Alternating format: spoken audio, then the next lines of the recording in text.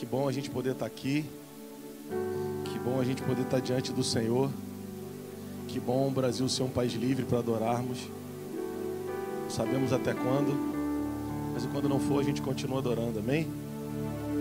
Glória a Deus. Como o pastor Marcelo mencionou aqui, essa é a palavra que está nesse mês no nosso coração. O Senhor ontem lá em Juiz de Fora nos deu uma palavra já para o próximo mês.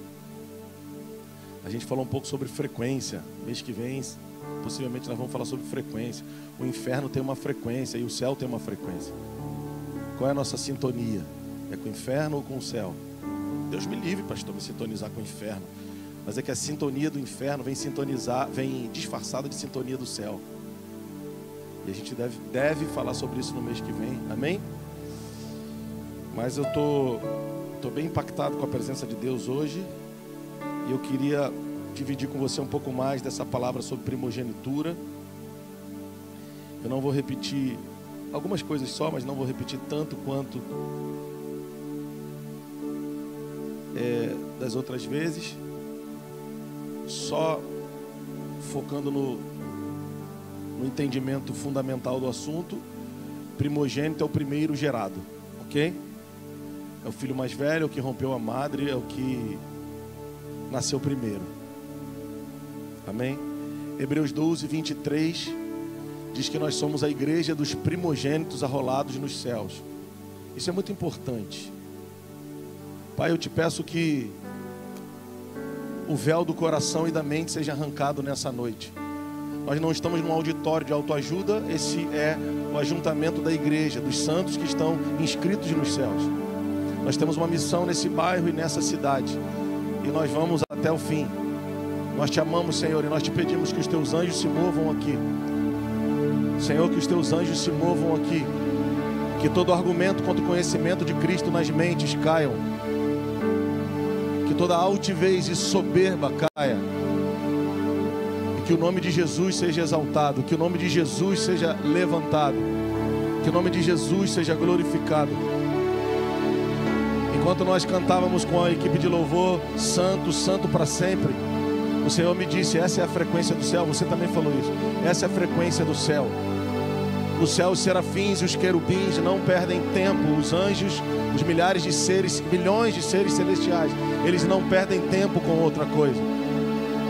Nós precisamos olhar para Ele. Os 24 anciãos, os 4 seres viventes, os 24 anciãos lançam suas coroas diante dele. Os 24 anciãos fala, segundo os teólogos, e é a linha que a gente mais acredita, fala dos 12 cabeças das 12 tribos de Israel, e fala também dos 12 apóstolos, os 24 que assumiram a primogenitura nas suas eras. Eles lançam as suas coroas.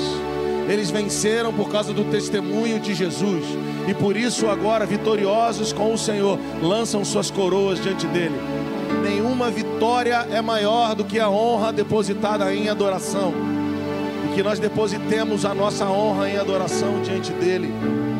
Pai, eu libero agora uma voz de comando que atinja as mentes agora, em nome de Jesus. Em nome de Jesus. Em nome de Jesus. Então vamos lá, vamos falar sobre primogenitura. Então primogênito é o que nasce primeiro, é o que rompe a madre, é o irmão mais velho, é o filho mais velho. E a Bíblia diz em Colossenses 1 que Jesus é o primogênito de toda a criação, para que em tudo ele tenha a primazia. Isso é fantástico. Ele é o único filho unigênito, único gerado, mas que assumiu a responsabilidade de, como irmão mais velho, nos conectar ou nos reconectar com Deus como Pai. Sendo assim, o único gerado se tornou o primeiro gerado, porque ele quis, porque ele foi obediente, para que eu e você, reconectados à família, estivéssemos debaixo do seu legado, fluindo debaixo do seu legado. Então Deus nos tirou do império das trevas e nos transportou para o reino do Filho do seu amor. Para quê, pastor? Para que nós assumamos o legado do primogênito, para que nós assumamos a responsabilidade do primogênito. Então, no subevangelho que nos nossos dias é pregado, e aqui eu não estou falando de ninguém, eu estou falando de uma realidade vigente, diminui-se a identidade das pessoas que adentram pelas portas dos prédios, cuja proposta é sermos igreja, e se diminui a identidade, se fragmenta a identidade, porque por muitas vezes nos ajuntamos como necessitados, eternos necessitados, em busca de uma solução por um problema que nunca se resolve, seja ele no emocional, seja ele na família, seja ele nas finanças, seja ele na sei lá onde. Mas a Escritura diz em Romanos 8 que a criação anseia pela manifestação dos ruios. Quem são os ruios? Os filhos maduros. Os tequenons, que é outra palavra do grego usada para filho, são os nascidos na família.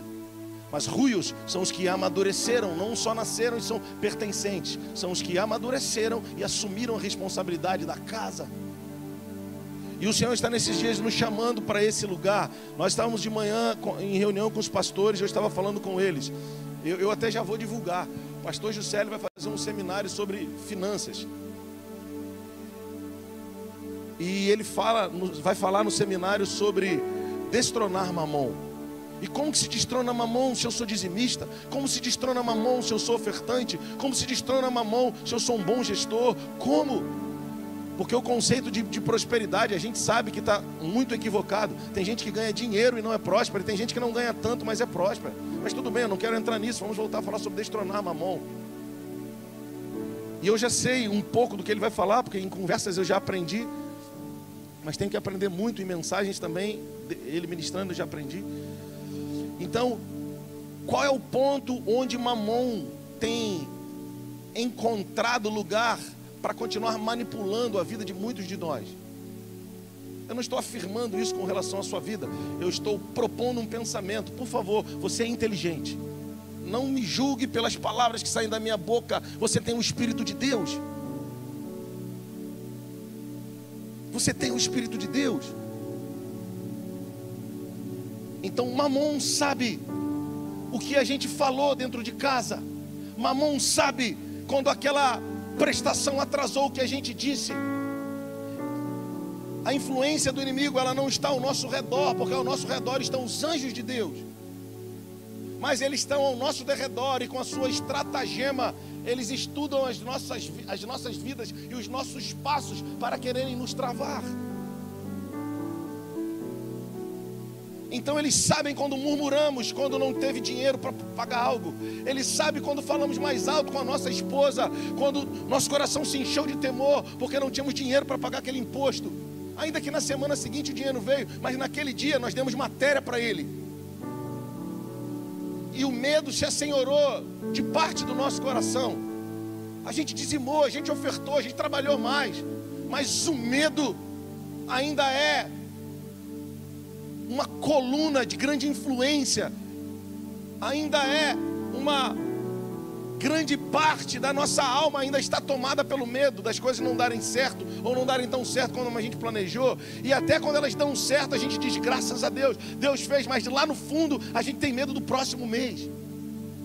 Por que eu estou falando isso? Porque isso é um sinal de orfandade e bastardia. Mas o Senhor nos transportou do império das trevas e nos trouxe para o reino do Filho do seu amor, para que nós comuniquemos virtudes e não medo. Eu vou repetir, cara, para que nós comuniquemos virtudes e não medo, para que nós comuniquemos maturidade e não imaturidade, para que nós profetizemos e não murmuremos, para que nós possamos proteger uns aos outros e não expormos uns aos outros. Pequenos não sabem disso. Pequenos querem sempre o chocolate, querem sempre a bala e o bombom, e a jujuba e o açaí com confete. Mas Deus está nos chamando para entendermos qual é a nossa responsabilidade. Nós somos a igreja dos primogênitos que estão inscritos nos céus. Eu gosto de pensar no envio dos 70. Quando Jesus enviou os 70 de 2 a 2 para pregar nas aldeias, eles voltaram com um relatório para Jesus e disseram: em teu nome até os demônios se submetem a nós. Eles ficaram maravilhados. Isso é comum na minha e na tua vida. Nós ficamos maravilhados quando vemos manifestação de poder. Nós ficamos maravilhados quando as portas se abrem. Nós ficamos maravilhados quando os milagres acontecem. Não, cara, mas Jesus os exortou e disse: eu vi Satanás caindo do céu como se fosse um relâmpago. Isso não deveria ser o que mais causa frição na vida de vocês. Vocês não deveriam ficar assim pelos milagres que eu posso realizar na e a partir da vida de vocês. Porque eu já sei que Satanás está caído, eu o vi. Eu creio que ele estava falando exatamente do que narrado está em Isaías 14. Eu subirei, eu me assentarei, eu serei. Contudo, era assim que estavas o teu coração, era assim, isso que você nutrias no teu coração, então tu serás lançado ao mais profundo abismo. Enquanto quis subir, foi lançado fora. Eu estava lá e vi, cara.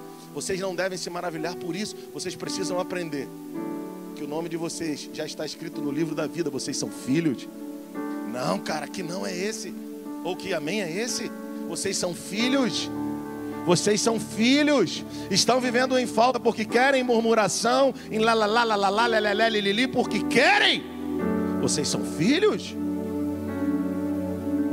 Se maravilhem de que o nome de vocês já está inscrito no céu, já está escrito no livro da vida, já está arrolado no livro eterno.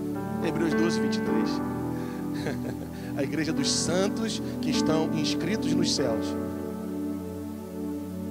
Aleluia. Dos primogênitos. Colossenses 1 fala que ele é o primogênito de toda a criação. Parte A do entendimento. Primeiro. Parte B, que completa a parte A, para quem tudo tem a primazia.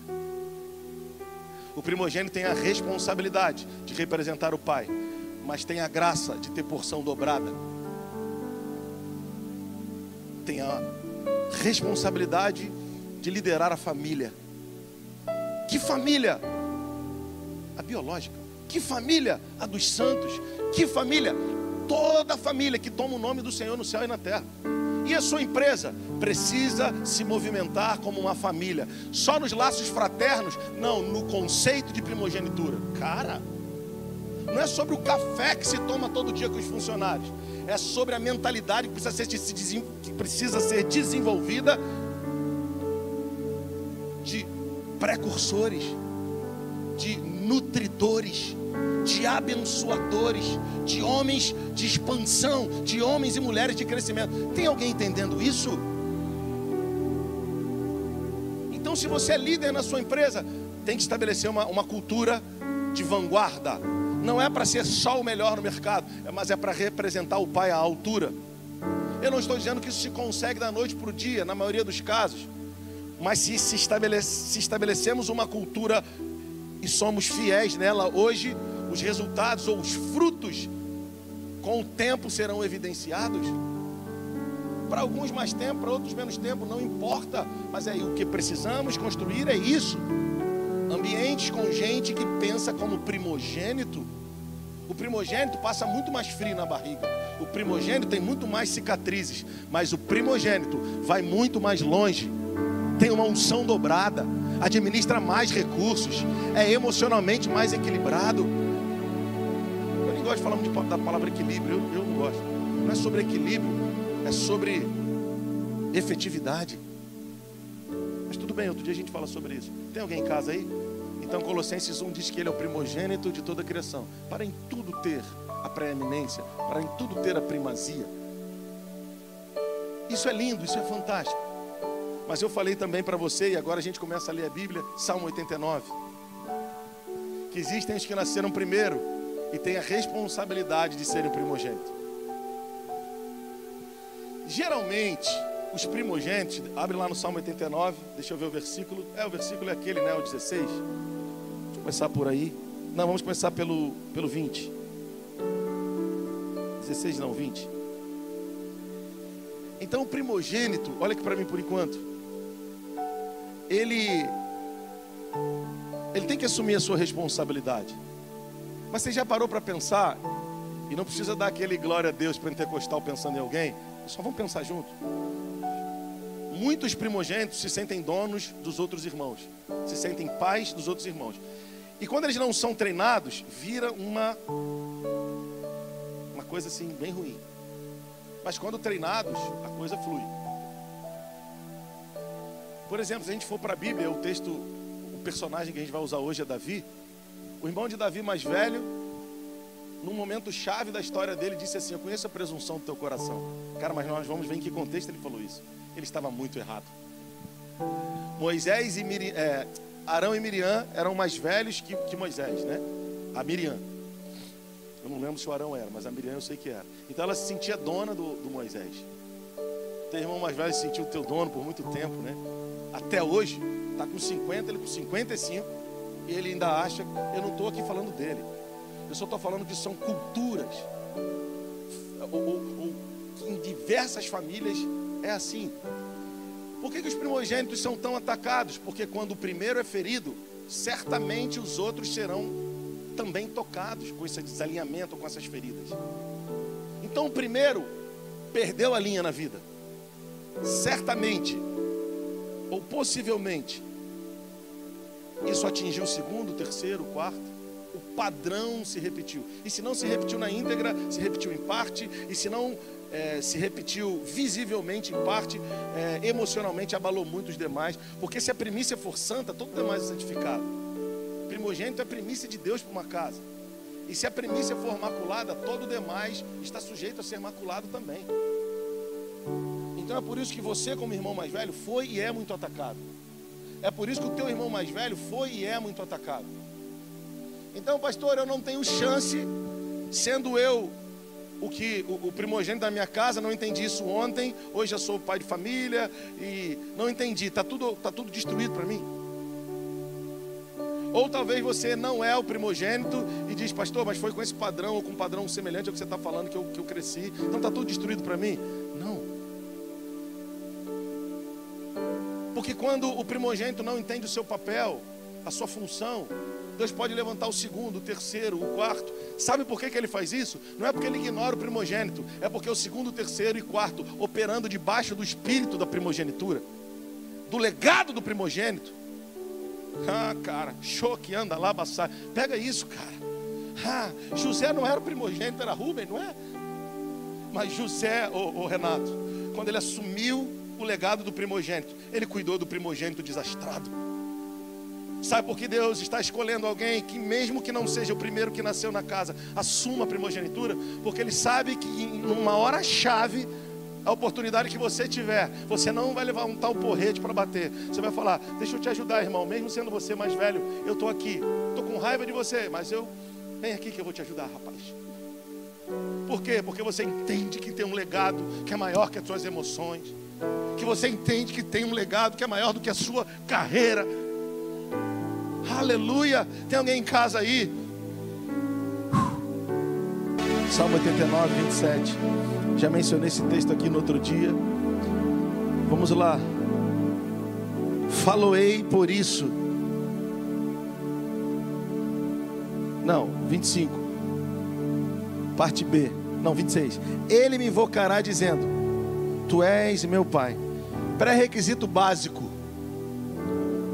para entendermos a primogenitura que temos em Cristo e nos movermos debaixo do legado dele. E o que faz a nossa busca por Cristo? Entendemos o pré-requisito básico. E qual é? Conhecermos Deus como Pai. Pastor Marcelo falou isso aqui. Nós não estamos aqui para adorar uma divindade, um Deus. Porque Deus, cada povo faz o seu. Ídolo, cada um faz o seu. Raquel, quando saiu da casa do pai, ela levou os ídolos do lar. Sabe que tipo de líder muitas vezes nós queremos ter? Os que se parecem com os ídolos do lar que o nosso pai nos ensinou. Sabe que tipo de Deus nós queremos para nós? Um que se parece com Deus que nos ensinaram dentro da nossa casa.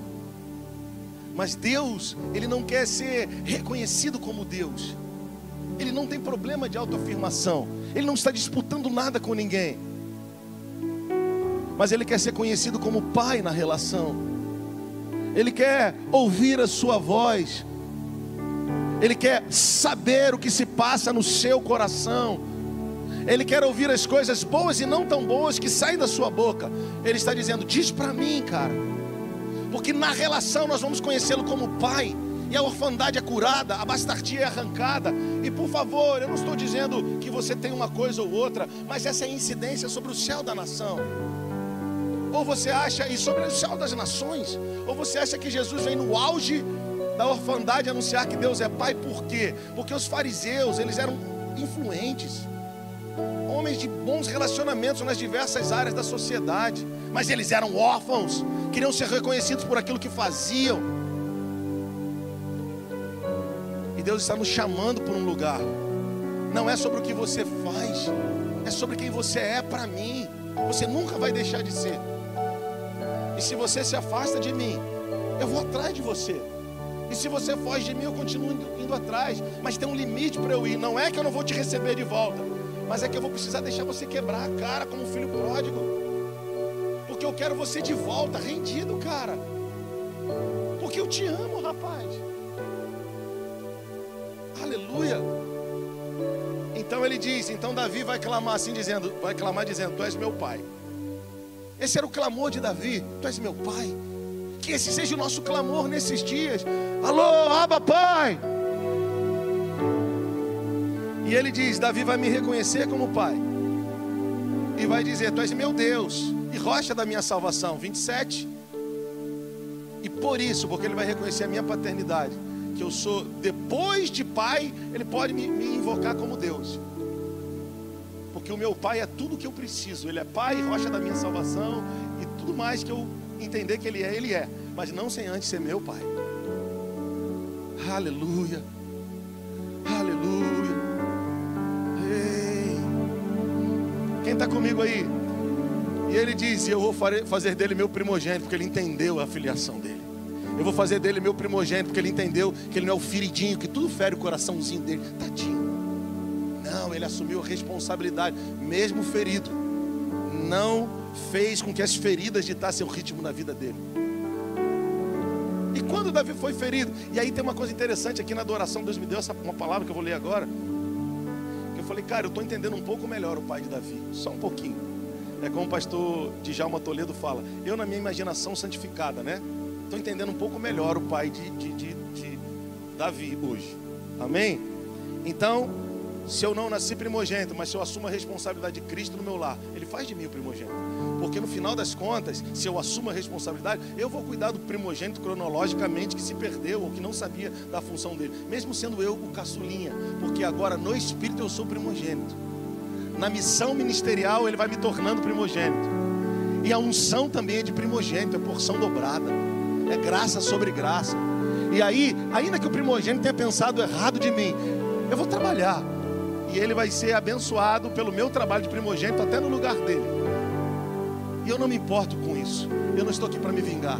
Eu estou aqui para ser instrumento de bênção para uma geração. Aleluia! Tem alguém em casa aí, gente? Glória a Deus. Hey, aleluia. 1 Samuel capítulo 17, vamos lá. Deixa eu te falar um pouco do que o Senhor falou no meu coração aqui na adoração, com esses ministros abençoados que nós temos nessa casa. Aleluia, glória a Deus.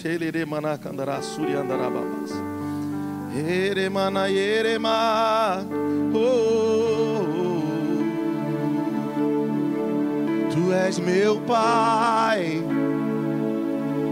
Tu és meu Deus, és a rocha da minha salvação.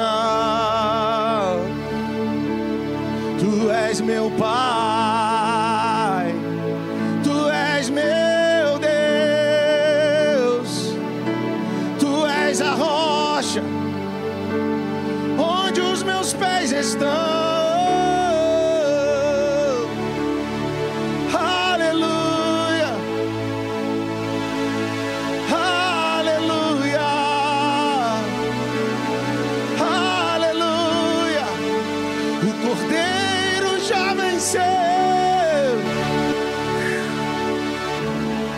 Samuel capítulo 16, eu vou tentar ser bem rápido. Aleluia, é muito forte, cara. Me ajuda aí, ora por mim para eu conseguir falar o máximo que der dentro do espaço que a gente tem de tempo, porque é muito forte. Eu não vou nem ler o versículo 1, porque é uma palavra profética que eu e minha esposa carregamos. Parte B do versículo 1: enche um chifre de azeite e vem, e enviar-te-ei a Jessé, o belemita. Olha o que o Senhor está falando: enche teu chifre de azeite e Olha aqui o movimento, olha aqui para mim, irmão. Não se dispersa com nada, não. Enche teu chifre de azeite e vem. Esse é o movimento do arqueiro, Vitor. Olha aqui, é o Senhor dizendo: você está aí. Eu quero que você esteja aqui, mas eu já estou aqui na casa de Davi. Enche teu chifre de azeite e vem aqui, onde eu já estou. Deixa eu te puxar para cá. Porque dentre os filhos de Jessé, aqui, ô Jéssica, eu já me provi de um rei.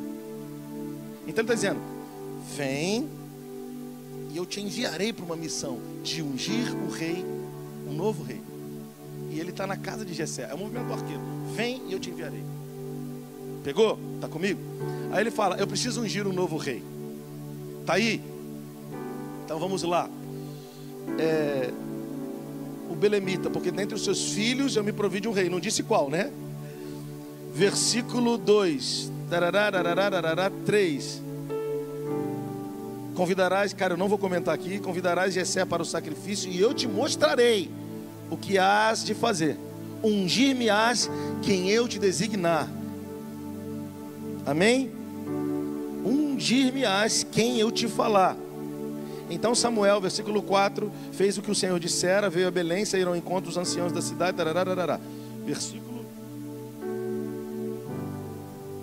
Versículo 5, respondeu ele: é de paz a sua vinda, vim sacrificar ao Senhor. Santificou ele a Jessé, os seus filhos, e os convidou para o sacrifício. Sucedeu que entrando eles, versículo 6, viu a Eliabe, o mais velho, que significa meu Deus é pai. E se eu for comentar isso, mas vamos lá. E disse consigo, certamente esse: está perante o Senhor o seu ungido. Porém o Senhor disse: Samuel, mais uma vez a aparência, a primogenitura cronológica, o sorriso, o talento e alguma coisa externa está te comovendo aí, cabeção. Não te atente para a sua aparência, nem para a sua altura. Caramba, nem para a sua altura. Isso é importante, tá? Porque eu rejeitei? Porque o Senhor não vê como o homem. O homem vê o exterior, mas o Senhor, o coração. Deus não está vendo o blusão que você está aqui, não, irmão. A gente brinca assim, diz para o seu irmão que você está bonito. Está bonito, mas Deus está vendo se o coração está bonito ou não, o que está carregando no coração, amigo. Sempre foi, sempre vai ser assim. Aleluia. Vamos continuar. Então chamou Jessé Abinadab, o fez passar. E disse: nem esse escolheu o Senhor. Então Jessé fez chamar Samá, os 3 mais velhos. Porém ele disse: tampouco escolheu o Senhor esse. Assim fez passar Jessé os seus 7 filhos. Diga comigo, os 7 filhos. Agora olha que coisa, eu vou defender um pouquinho Jessé aí agora. O Senhor não escolheu este. Perguntou Samuel a Jessé. Olha isso, Dai. Perguntou Samuel a Jessé: acabaram os filhos? Eu vou defender um pouquinho Jessé. Não, ainda falta o mais novo. Sabe o que o Senhor falou no meu coração ali, ô Marcelo? O primeiro e principal pensamento é que realmente,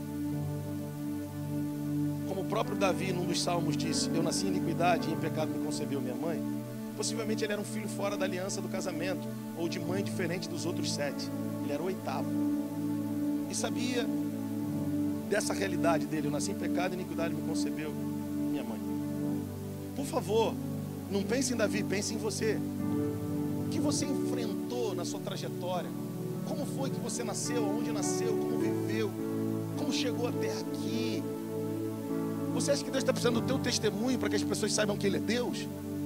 Não, você que precisa do teu testemunho para continuar a jornada com o mesmo coração de alguém que foi grato lá atrás, há 20 anos atrás, quando vivia naquele lugar, Ele te tirou de lá. Ele quer que essa gratidão e essa verdade pulsem no teu coração até hoje, para você continuar andando em pureza. Aleluia. Mas vamos voltar para cá. Então olha só, Júnior, presta atenção nisso. Então o que rola na nossa mente é o entendimento de que Jessé esqueceu Davi. Mas sabe o que eu estava pensando agora aqui? E fiquei, o Senhor me pegou por dentro.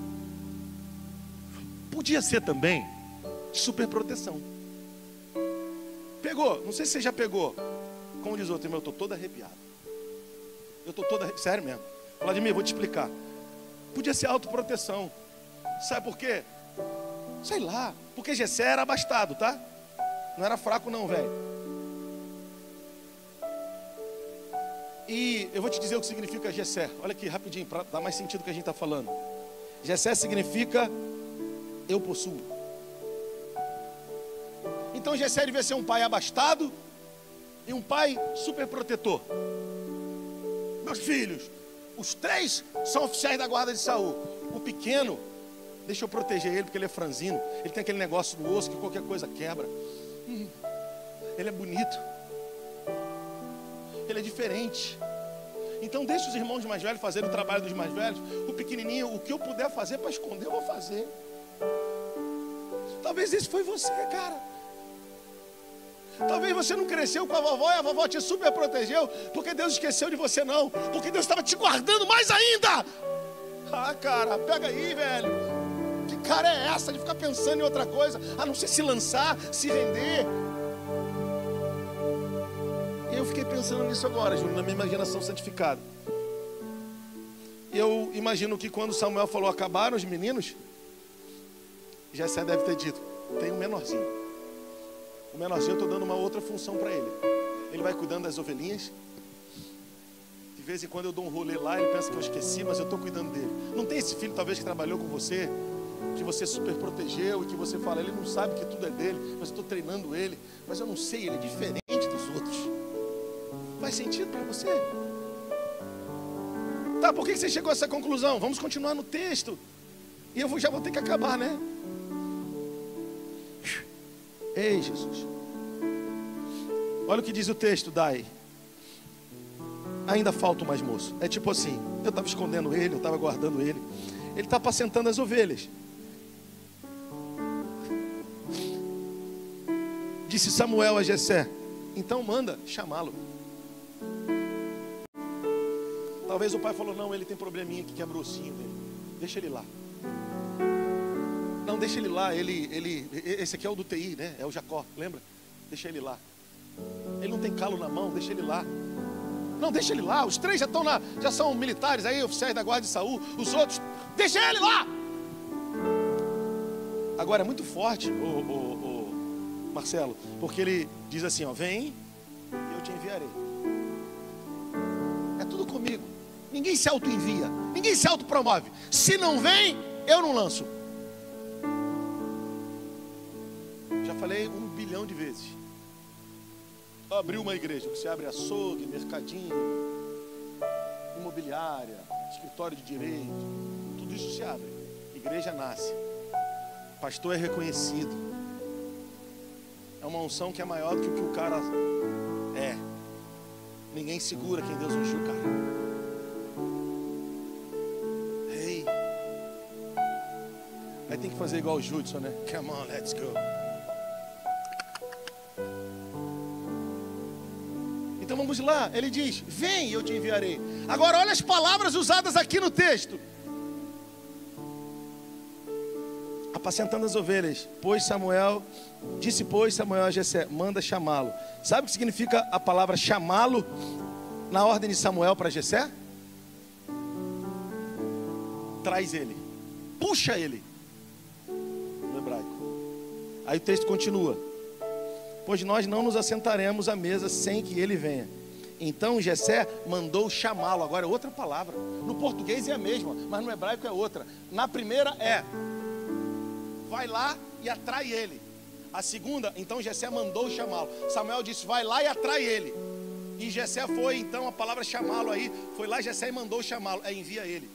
Ou manda ele ser enviado para cá. Movimento do arqueiro de novo. Deus está dizendo, a minha ordem sobre a tua vida sempre vai ter esses 2 comandos. Primeiro eu chamo, depois eu envio. Primeiro eu estabeleço, depois eu lanço. Não tem envio sem lançamento. Ou melhor, não tem envio sem estabelecimento. Não tem lançamento sem estabelecimento. Não é sobre habilidade, não é sobre aparência, não é sobre forçar a porta, não é sobre eu penso, eu acho, nada disso presta tanto. Aí ele diz, mandou chamá-lo e o fez entrar. A palavra entrar aqui é posicionamento, assertividade. Puxa, lança e vai encaixar.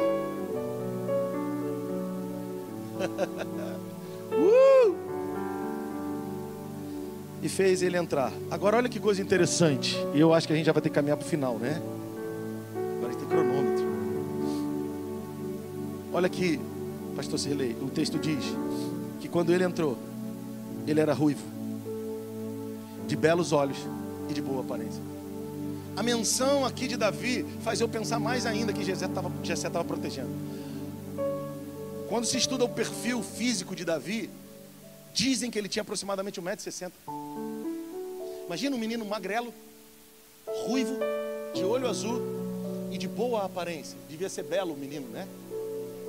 Então o pai devia falar: esse menino é de porcelana, cara. Esse menino é a coroa da minha vida. Mas eu não posso expor ele. Ele é baixinho. Ele é magrelo. Ele é muito bonitinho para lidar com essa vida feia, difícil que a gente vive. Mas o Senhor, ei, cara, eu não estou vendo aparência. Ele é belo, é magrelo, 1,60 m, de boa aparência, podia ser modelo. Mas esse é o guerreiro. Ei, cara. O guerreiro não é o primogênito, é o que aprendeu a me amar com toda a sua vida. Poxa, agora eu estou entendendo um pouco mais. Eu acho que é isso, eu acho. O pai de Jessé estava protegendo o garoto, porque talvez o amasse demais até. Isso é conjecturação minha, tá? Aonde você quer chegar, pastor? Vamos avançar. Ele era ruivo, de belos olhos e de boa aparência. Disse o Senhor: levanta-te e unge-o, porque é ele. Tomou Samuel o chifre de azeite. Ah, cara, eu não sei se eu vou conseguir chegar até o final, não. Eu não sei, de verdade. Porque sabe o que Deus, sabe o que a Bíblia diz? Que Samuel ungiu no meio dos seus irmãos. Ei, cara. Sabe a tristeza, eu vou compartilhar. Sabe o que é a tristeza do meu coração? Que parte está recebendo, parte ainda está processando. Irmão, desliga e liga logo para dar tempo ainda. Por favor, irmão. Ele foi ungido no meio dos irmãos. Sabe, eu quero te dar uma palavra que você talvez vai te pegar agora. Olha aqui para mim. Ele foi ungido no meio dos irmãos. Sabe todas as vezes que você estava desempregado e que você não sabia o que fazer? Você falou: cara, vou acordar às 5 da manhã para orar, mano. Aí, sei lá, 8, você ia colocar currículo, na época do currículo. Ia orando em línguas, não sabia nem para onde ia. Comia pastel no China, não te chamavam. Ou se você trabalhou com vendas em alguma coisa, não vendia nada. Corretor imobiliário, ficava 1 ano sem vender nada. Engenheiro que pegava só a reforminha pequena. Mas você nunca esqueceu de que o Senhor era para você. Você misturava pé com cabeça, ia trabalhar, ia orar em línguas, evangelizava, fazia uma mistura, mas o teu coração era do Senhor. O Senhor não esqueceu disso. Ou você acha que esqueceu? O Senhor não esqueceu do teu esforço em amá-lo, mesmo nas tuas trapalhadas, ou nas minhas trapalhadas. Ele não desistiu de mim, porque Ele sabe que no meu coração, eu sempre esperei, Lucas, por uma unção, show. Eu sempre esperei por um óleo novo. Eu sempre esperei por uma graça que pudesse me levar além. Ainda que limitado, eu sempre esperei nele. Então ele ungiu Davi no meio dos seus irmãos para dizer: eu conheço o teu clamor pela minha presença. Você não foi trazido para essa sala para Samuel te ungir aleatoriamente. Você foi trazido para cá porque eu te conheço nas tuas madrugadas, eu te conheço nas tuas manhãs, eu te conheço nos teus dias. Você sempre esperou de mim um toque. Você sempre esperou de mim um beijo. Ei! Um cheiro. Ei! O inimigo da sua alma sempre disse que você não era digno. Deus ungiu, Rogério, Davi no meio dos seus irmãos. Não foi para Davi ficar presunçoso, não, cara. Foi para que os irmãos soubessem que não é pela habilidade, que não é pela cronologia, é pela fome que nós alcançamos o coração dele.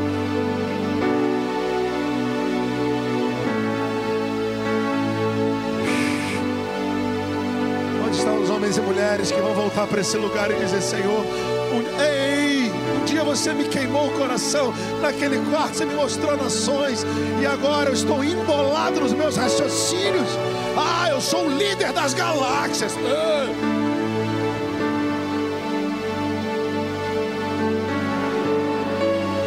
Calma, se liga aí. Ruivo, de belos olhos e de boa aparência. Hoje eu não podia me esforçar muito e nem chorar muito. Acho que é o culto que eu mais chorei foi hoje. Disse o Senhor: levanta e unge, porque é esse, eu não tenho dúvida. Unge esse cabeção aí, esse bonitão aí. Chama teu filho e a tua filha de bonitão todos os dias. Ele era ruivo, de belos olhos e de boa aparência. Disse o Senhor: levanta e unge, pois é ele. Tomou Samuel o chifre de azeite e ungiu no meio dos seus irmãos. E daquele dia em diante, o Espírito do Senhor se apossou de Davi. Daquele dia em diante, a frequência, como falamos ontem em Juiz de Fora, mudou. Não é mais um menino em busca de um selo, é um menino selado. Ai, cara, não é mais um menino que foi abandonado, uma menina que foi esculhambada. É um ungidinho, é uma ungidinha que sabe quem ele é, que fica até meio metido, e às vezes se passa por metido, mas não, é que você conhece. Você sabe quando você pega o seu violão, ele vem. Você sabe quando você deita no carpete da sua sala, ele vem. Se o dia está mal, você insiste, daqui a pouco ele vem. Se o dia está bom, você insiste, daqui a pouco ele vem. Quando você ministra, as pessoas dizem: cara, tem uma coisa que não pode negar, é que o Senhor responde. Sim, esse é você. Mas não é porque você é o bom, é porque você, quando a plateia não está vendo, você está lá. Você ama, você o ama. Ele é tudo para você. Ainda que as questões da vida estão disputando com a primazia dele no seu coração, mas você tem voltado para esse lugar, porque ele sabe que o seu coração é dele. E daquele dia em diante, o Espírito do Senhor se apossou de Davi. Então Samuel se levantou e foi para Ramá. Agora, para a gente pegar a reta do final, versículo 15. Então os servos de Saul lhe disseram: eis que agora um espírito maligno enviado da parte de Deus te atormenta. Agora já é no palácio, ok? Agora já é no palácio, ok? Não, tu não está entendendo. Ei, come on, let's go. Agora já são nos lugares altos, já é no lugar alto. Deixa eu falar uma coisa, e eu não estou falando só no aspecto poético, você precisa entender isso. O teu nome é falado em lugares altos, só que você está se diminuindo, porque você ainda não sabe quem você é nele. Você é filho, você é primogênito, alcançou esse direito. Então dentro da tua casa Deus te unge, não é para você tirar onda com os teus irmãos, é porque é só a consequência do que você buscou anos e anos dentro do quarto. Eu quero a sua glória, eu quero a sua presença. Um dia Ele torna público para os seus, e eles vão continuar te resistindo. Você pensa que mudou? Virou pastor? Vão te resistir mais ainda. Está abrindo igreja, está treinando pastores? Vão te resistir mais ainda. Mas só que agora você não é mais um filho cumprindo uma missão, uma função apenas que tem cunho profissional, cuidar das ovelhas do pai, da empresa ali e tal, ou de alguma coisa pessoal. Agora você entende que aquilo ali foi treinamento para a nova estação de Deus, que nessa reta de final de ano Ele quer estabelecer, Ele quer mostrar para você que você entrou. Só que você precisa se posturar como primogênito e não como menino. Irmão, vou repetir: final de ano, fecha ciclo. Você vai voltar atrás agora com os fantasmas do menino que você tem vencido? Ou vai deixar os fantasmas do menino te puxar para trás na reta do final de ano? Não, cara!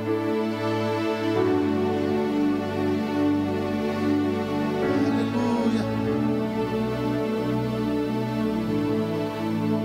Manda, pois, Senhor nosso, que os teus servos que estão em tua presença, os servos de Saul estão dizendo: busque um homem que saiba tocar a harpa, e será que quando o espírito maligno da parte do Senhor vier sobre ti, ele a dedilhará e te acharás melhor. Ou seja, chama um ministro profético que traz o céu e dissipa as trevas. Disse Saul aos seus servos, eles estavam dando, era uma deixa, estavam levantando a bola para o Saul cortar, e o Saul cortou. Disse Saul aos seus servos: buscai-me, pois, um homem que saiba tocar bem. O menino, além de bonito, ruivo, belos olhos, magrelo possivelmente, 1,60 m de altura possivelmente, ainda era bom tocando harpa. Ou seja, sabia usar a ferramenta e a arma que Deus deu a ele para entrar no palácio. Não foi o coach que ensinou ele, foi a glória de Deus, foi a presença do Pai. Ele se habilitou para entrar no palácio, no lugar secreto. Aleluia. Então não tem nada contra, mas vamos colocar o que é primeiro no primeiro lugar. Tem alguém em casa aí?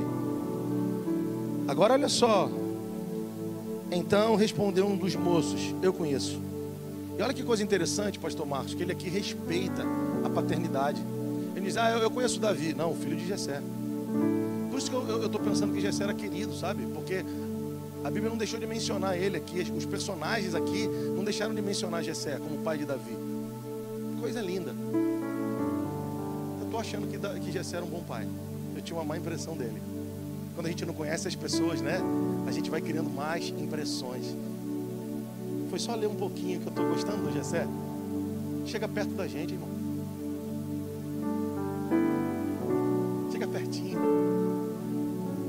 Aleluia. Vamos continuar. Então, disse Saul aos seus servos: buscai-me. Então respondeu um dos moços e disse: conheço o filho de Jessé, o belemita. Olha que coisa bonita. Agora, olha como é que mudou depois da unção. É forte, irmão.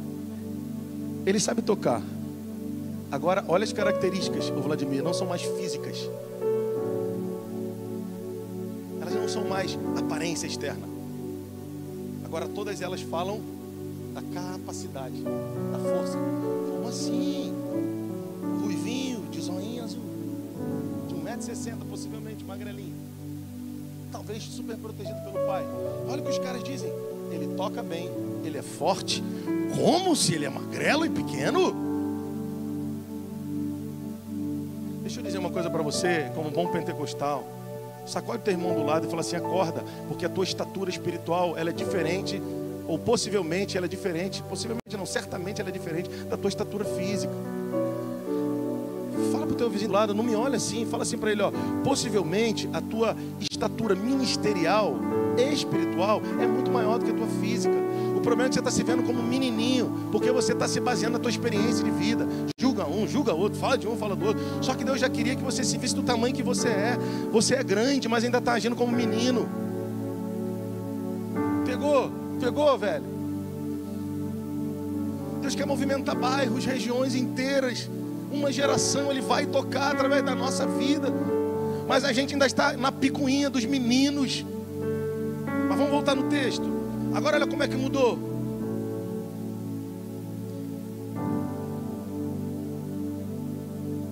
Sabe tocar, é forte. Valente aqui é habilidoso. Homem de guerra. Gente, ele era o filhinho do Jessé. Ele era o filhinho do Jessé.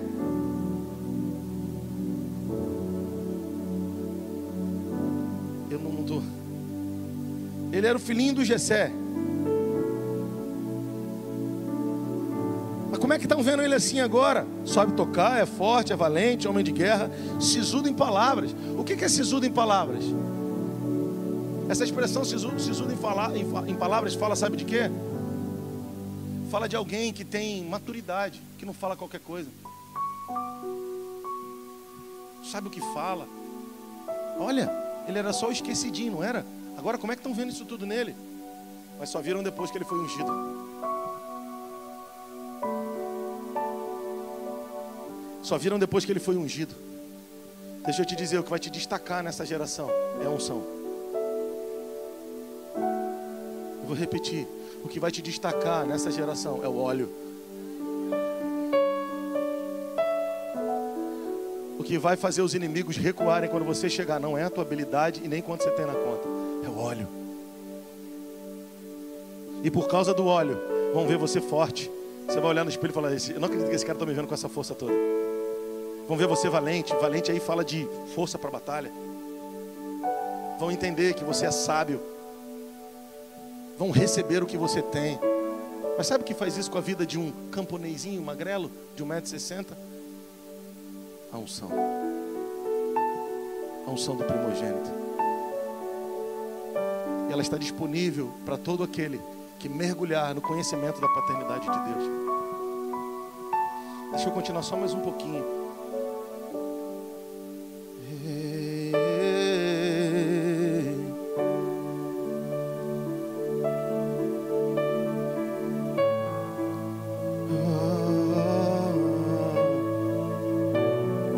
terminar, para a gente orar um pouquinho.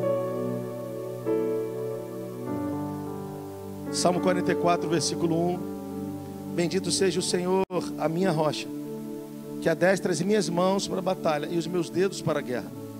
Minha esposa me fez vir nesse texto.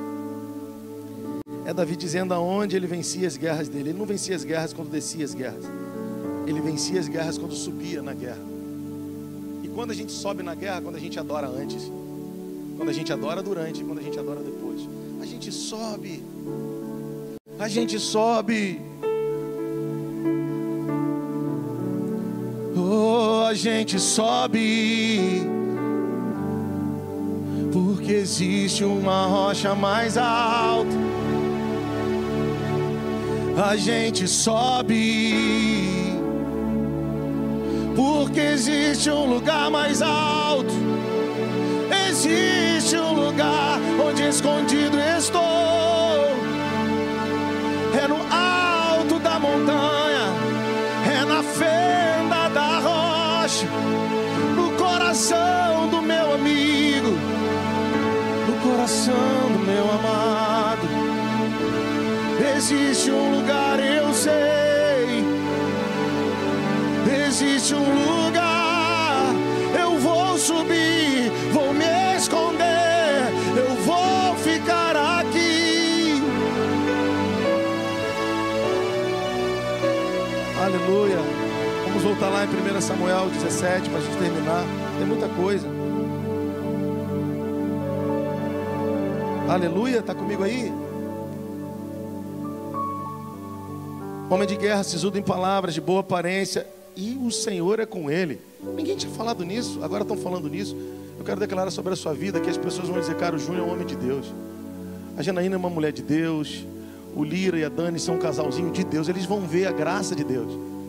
Isso vai abrir portas para você. E quando você entrar, você não vai usar para você. Você vai abençoar os que com você estão. Vai abençoar até os que com você não estão. Você é primogênito. Primogênito bota a mesa para todo mundo. Você consegue entender Jesus agora? Todo mundo comia na mesa de Jesus. Agora eu entendo o meu pastor. Agora eu entendo aquela palavra de hoje de manhã que você trouxe. Ele prepara uma mesa na presença dos inimigos. Ele não prepara uma mesa na presença dos amigos, não. Deixa o inimigo comer, fica tranquilo, dá de comer para ele. A gente não quer que ele morra, não. A gente quer que ele seja salvo, liberto. Aleluia. Porque outrora éramos inimigos de Deus também. Ele não queria que nós morrêssemos, Ele queria que nós nos salvássemos. Não queira mal a ninguém. Relaxa, você é primogênito. O que você quiser para os outros, os seus vão aprender com você a querer também. Então aprenda a querer libertação, salvação, cura. Tem uma música das antigas, eu fico disputando com ele, mas ele conhece mais. Mas tem hora que eu ganho uma outra. Eu lembrei de uma aqui, segura aí. Profetizamos salvação. Essa tu não sabe. Total libertação. Entronizamos Cristo, Ele é o nosso rei. Já vai tirar, já vai pegar ali.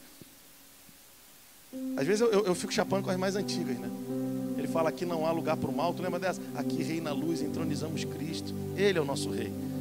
Essa é a tua bandeira nesses dias. Onde você chegar, o mal não vai prevalecer. Nem o mal de fora, nem o de dentro. Nem o mal do ambiente, nem o da tua cabeça. O da tua cabeça vai se render à verdade de Deus na tua mente. Tua mente está sendo iluminada pela palavra. Isso aqui é a palavra de Deus. Tem frase de autoajuda aqui não, irmão. Recebe a palavra. Deixa ela fazer um corte na sua consciência. Deixa Ele te tirar de trás das malhadas e te levar para o lugar alto. Durante um tempo Davi era o franzino, que era visto assim pelas aparências, pela aparência, assim. Mas agora ele é forte, ele é valente, ele toca bem, ele é sisudo em palavras. E Deus é com ele. É isso que a unção faz. O nome da mensagem é, ô Shirley, você pede? A unção. É isso que a unção faz. Você não vai ser mais conhecido pela sua aparência, mas você vai ser conhecido por como você flui. Você flui com força, com valentia, com graça, e a presença de Deus vai ser vista, vivida, evidenciada a partir da sua vida.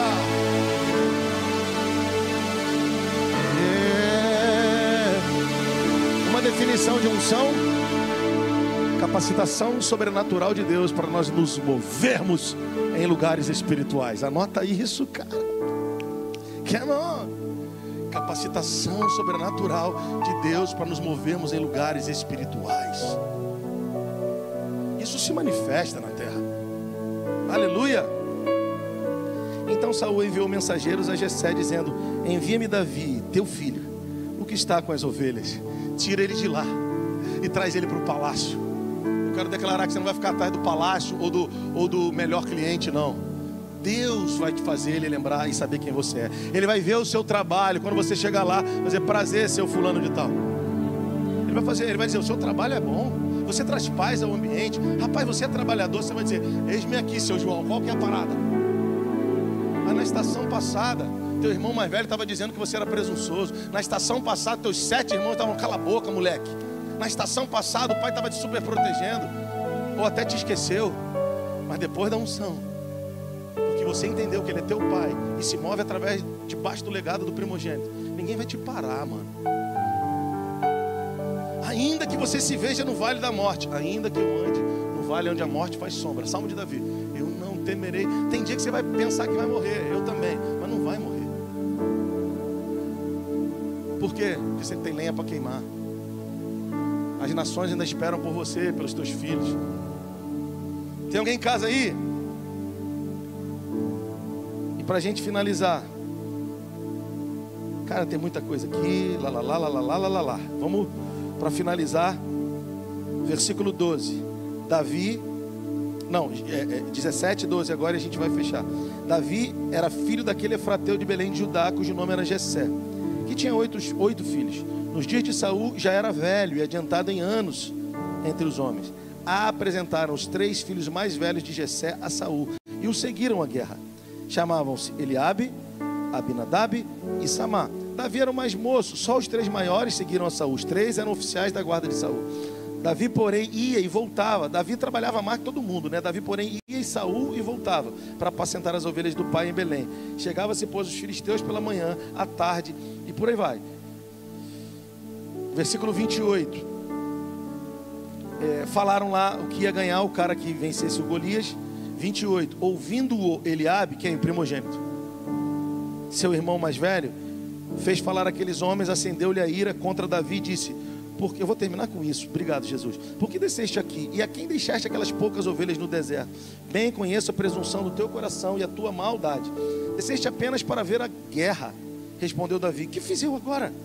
Imagina, o irmão mais velho: qual é, Eliabe? Está me tirando, macho? Que fiz eu agora? Fiz somente uma pergunta. Desviou-se dele e foi para outro. Tipo assim: calma aí, Eliabe, pô, também tá chato pra caramba. Fala aí, o que vai ganhar o cara que venceu aí o Golias? Davi estava obstinado, irmão. Ninguém para um homem obstinado, ungido e obstinado. Tem alguém em casa aí? Então presta atenção. Depois que o Senhor te ungir, te chamar e te levantar, e te confirmar, você vai ter que continuar lutando com os inimigos que mais conseguem fazer ferida na tua alma, que são os teus. Os de fora não ferem tanto a sua alma, mas os de perto, aqueles com quem você conviveu sua vida inteira, aqueles com quem você ajudou, aqueles com quem você deu cesta básica, aqueles com quem você deu salário, aqueles com quem você abençoou, esses têm potencial para te parar, inclusive. Mas deixa eu te falar, você é ungido, cara. E ninguém pode parar um ungido obstinado. E o teu coração não vai guardar nada. O Eliabe falou assim: eu conheço a presunção do teu coração. Tem uma fase da tua vida que o último golpe do inimigo para tentar te parar é falar que você tem, é usar quem você ama ou quem você ajudou para dizer que você tem segunda intenção. Você em outras palavras, desculpa aqui o carioquês, você é safado, cara. Eu te conheço, rapaz. Você é meu irmão mais velho, eu estou conhecendo. Você fica aqui querendo ver o espetáculo da batalha. Calma aí, Eliabe. Pô, tá me tirando, velho. Sou teu irmão, cara. Sou teu irmão mais novo. Tu tá mais uma vez me descobrindo. Eu só estou aqui porque Saul mandou me chamar, cara. Pô, Eliabe, eu só estava lá cuidando da ovelha do pai. Olha meu tamanho. Tem eu culpa de ter sido ungido na sala lá com você? Eu sempre te respeitei, tu é o mais velho, tu é tenente aí do exército do Saul, outro irmão, outro, sei lá o quê. E agora, pô, você está me tirando, velho. Deus me ungiu, cara. Eu amo o Senhor. E Ele está me mostrando coisas que vocês estão vendo de um jeito, eu estou vendo o Golias caído, cara. Você está vendo que tem que fazer um treinamento ultragaláctico? Eu estou doido para ir para cima dele. Por favor, eu não estou te chamando para ser um megalomaníaco. Eu só estou dizendo que, por favor, cuidado com as linhas, as vozes que vão querer travar o fluir da unção na sua vida. Existe uma unção disponível para nós. Vem os músicos, vem músico, vem. Vem músico para a gente cantar um pouquinho para Jesus, rapidão. Tem uma unção aqui nessa noite. É unção. De que unção é essa, pastor? Da prosperidade, do poder? Não, do primogênito. Que nos responsabiliza e nos habilita. Diga comigo, a unção do primogênito me responsabiliza e me habilita. Me responsabiliza e me habilita. Há uma unção aqui nessa noite. O Golias vai se levantar. Ele já está de pé, mas é para cair. Deus permite que você veja os Golias na jornada. Não é para você cair, é para você se nutrir força, estudar a batalha, porque você vai derrubar ele e os seus vão entrar em lugares mais altos. Davi mudou a arte da guerra. Golias enfrentava, caçoava, como diz o nordestino, do exército de Israel. Sabe o que Samuel falou? Ou Samuel, sabe o que Davi falou? Samuel daqui, sabe o que Davi falou? Quem é você? Né? O pastor Marcelo mencionou. Quem é esse incircunciso? Não chamou ele de gigante. Para afrontar os exércitos do Deus vivo. Ele mudou a arte da guerra. A arte da guerra até aquele momento era um exército contra outro. Por que Deus tirou Saul? Porque a mentalidade de Saul era tribal, de Davi era monarca. Então Davi já via moleque novo, menino novo, já via de outro jeito. Já era estratégico. Então ele já intercedia, se movia de forma estratégica. Quem é você? Ou quem é esse incircunciso para afrontar os exércitos? A gente não luta sozinho não, Israel. Até hoje não é assim. Ô Israel, vocês estão pensando que a gente luta sozinho? Quando viam leões e ursos e iam tomar uma ovelha, eu saía e os despedaçava sem ter nada na mão. Você já parou para pensar? Um homem que despedaça leão, um homem que despedaça urso, não é na sua força, é na unção do Espírito. Eu quero declarar sobre a sua vida, em nome de Jesus, você vai viver proezas. E não vai atrair para si a glória e nem vai viver fraternalmente. Você vai assumir a responsabilidade da família.